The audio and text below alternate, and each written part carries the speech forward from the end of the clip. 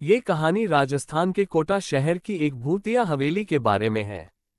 ये हवेली राजा महाराजा के समय में बनाई हुई थी, लेकिन पिछले 18 सालों से इस हवेली में आज तक कोई भी रहने के लिए नहीं आया है। इच्छा होने पर भी इस हवेली में कोई भी नहीं रह पा रहा था, क्योंकि लोगों का कहना थी कि इस हवेली में भूत प्रेत का साया है। जब अजीत सिंह को इस हवेली के बारे में पता चला तो उसने तय किया कि वो इस रहस्य को जानकर ही रहेगा, क्यों लोग इस हवेली में नहीं रह पा रहे हैं। उसने मजबूत इच्छा शक्ति से हवेली में रहने की पूरी तैयारी कर ली। जब उसने हवेली के अंदर जाने के लिए पैर आगे बढ़ाए तो दरवाजे पे किसी अनजान व्यक्ति ने उसे रोक लिया और नजदीक जाके बोले, कौन हो आप और किधर जा रहे हो? अजित सिंह ने जवाब देने के बजाय उसने सामने सवाल किया, जी आप कौन? मेरा नाम अर्जुन सिंह है और मैं यही पास में ही रहता हूँ। अजित सिंह ने कहा, ओह अच्छा, मैंने सुना है कि यह एक भूतिया हवेली है और यहाँ कोई नहीं आ पाता है, इसलिए मैं इस हवेली में एक दिन रुकने का फैसला किया है।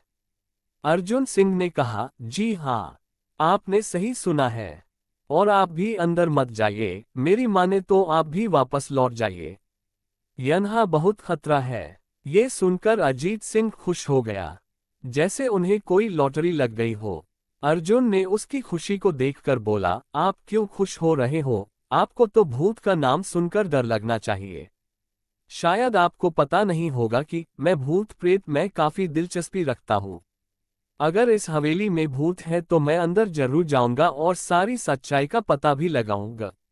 इतना कहकर अजीत सिंह उस हवेली में चले गए। अंदर जाके अजित ने अपनी बैग को साइड में रखा और हवेली के चारों ओर देखने लगा।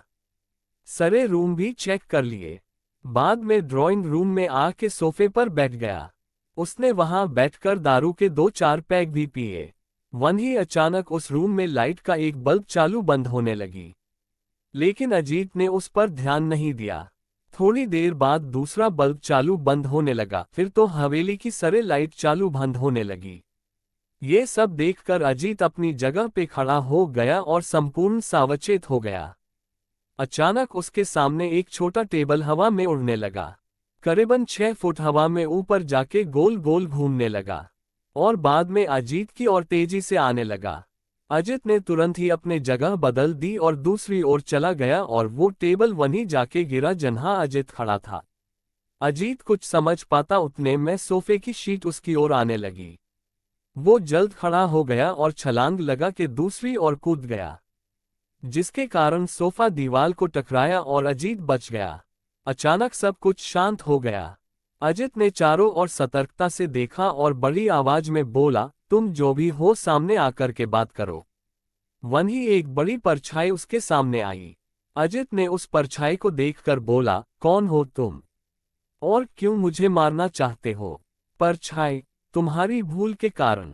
अजित, मेरी भूल? मैंने कौन सी भूल की? परछाई, इस हवेली में आने की भूल। मैं किसी को भी इस हवेली में खुश नहीं देख सकता। अजित, लेकिन क्यों? वो परछाई ने जवाब दिया, आज से 18 साल पहले इस हवेली के मालिक ने मुझे यहीं पे ही मार डाला था। मेरी कोई गलती भी नहीं थी। इस कारण की वजह से मेरी आत्मा इस हवेली में भटकती रहती है। मैं किसी को भी इस हवेली में नहीं रहने दूंगा, क्योंकि इस हवेली में मेरा खून हुआ था। इस हवेली में जो भी रहने के लिए आएगा उसकी मौत होगी। अजित ने कहा, मैं तुम्हें अपने असली रूप में देखना चाहता हूँ। तुम्हें मारने से पहले मैं तेरी यह इच्छा अवश्य पूरी करूंगा। और उस परछाई ने एक भयानक दरमियाना रूप ले लिया। उसका चेहरा इतना भयानक था कि अजीत भी एक क्षण के लिए डर गया था, लेकिन दूसरी ही क्षण में उसने अपने आप पर काबू पा लिया। बाद में इसने अपनी जेब में से सफेद पाउडर निकाला और उस भूत के पर फेंक दिया। भूत के पर पाउडर पड़ते ही वो जलने लग गया। बड़ी बड़ी ज्वाला ही उठने लगी। वो बहुत जोर जोर से चिल्लाने लगा और बाद में पूरी तरह से जल गया।